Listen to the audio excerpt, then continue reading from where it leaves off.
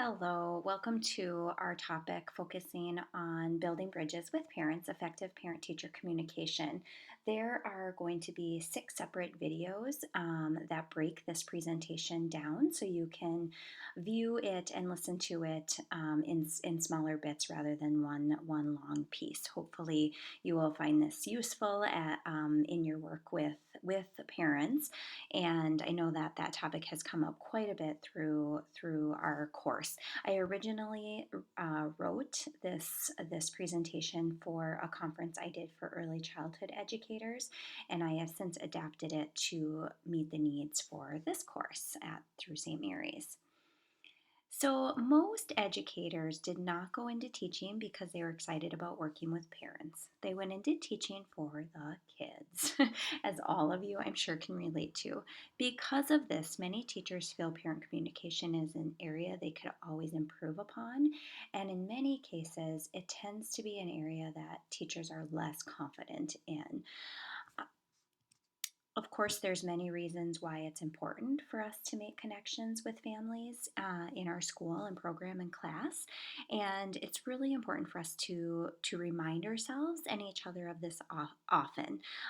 It can be easy to get caught up in some of the other so many other things that we're trying to provide for our students, and truly taking the time for this will always pay off.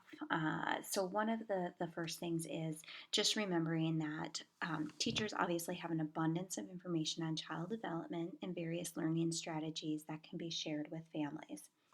Just as important, parents, of course, have a lot to share with their child's teachers, specifically about their child.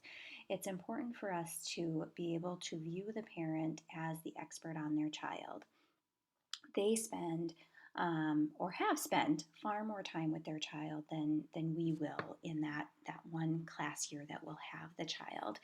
And although we may have more information than them on what is typical for that age group and how their child is interacting within a group of children and how they learn within a group of children and in a school setting, the parent knows the child in their setting, and the parent has been able to observe their child in a variety of settings, in some ways more than we have. And so to always remember that we are both bringing something very valuable to the table, and we never want to forget the true importance that parents have in this relationship and in building those connections.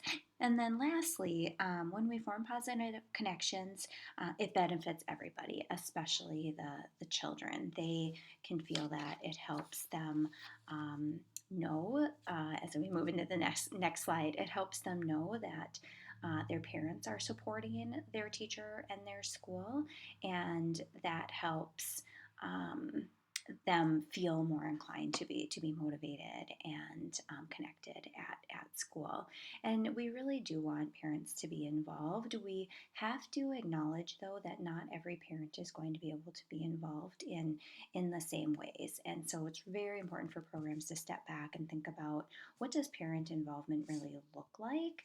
It doesn't necessarily mean the parent coming in to volunteer in the classroom once a week. There are so many different ways that parents can be involved, and these are, some of the reasons that we want them involved is that we want their support. We want parents to be able to encourage their kids in school and to see school as an important piece.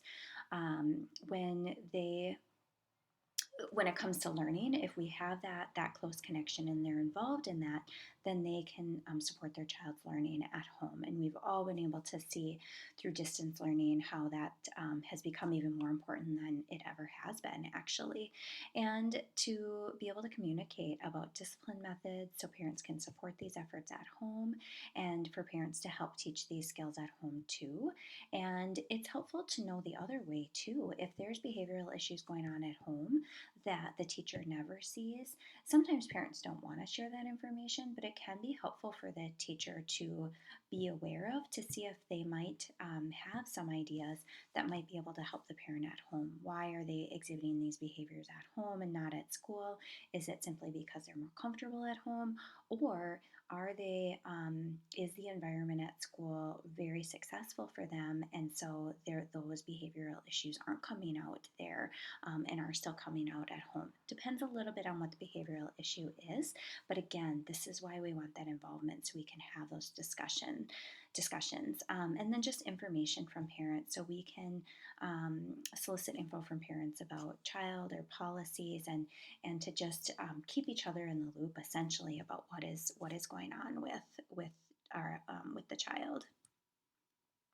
And this is why parents want to be involved to be sure that school is a good place for their child. Are the teachers competent, caring? Is the philosophy working? And just gaining info about their child. Parents can learn so much when they have conversations with their child's teacher to find out how the teacher sees how they see you observing the child and how they're learning in your environment, and to be able to give the school information, advocating for their child, sharing their ideas, advocating for their values and goals in the school.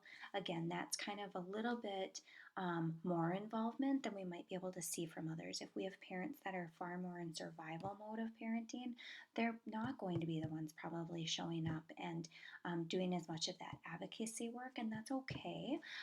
We have to kind of truly accept where they are, no matter where that is.